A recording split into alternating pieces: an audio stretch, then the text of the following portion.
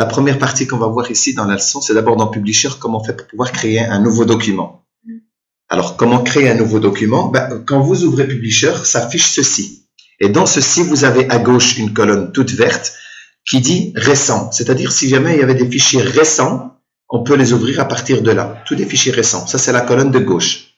Puis la colonne de droite, c'est là, parce que vous ne pouvez pas commencer un nouveau document sur Publisher tant que vous ne connaissez pas le format que vous avez besoin pour travailler. Donc, il faut commencer par le format. Si vous avez besoin de 1 à 4, si vous avez portrait, ou bien 1 à 4 paysage, ou bien toutes les autres tailles de vierge, bien sûr, ici. Voilà, elles sont là, tous les modèles sont là.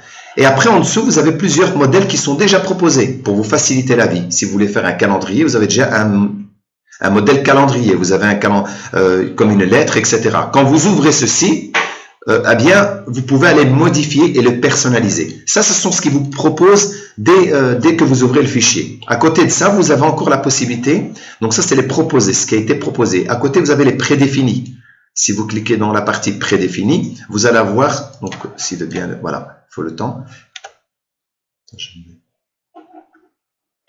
Mais moi, Une fois que vous avez dans les prédéfinis, ça ce sont tous des prédéfinis, des modèles bien sûr qui sont vierges, qui vous expliquent aussi une mise en page bien faite, les annonces, les bannières, les brochures, vous voyez, les bulletins, les calendriers, cartes de visite, etc. Et puis après ici, vous pouvez à la rigueur aller chercher un modèle de par vous-même, et si vous le tapez dans la barre de recherche, lui il va chercher sur Internet et apporter le modèle.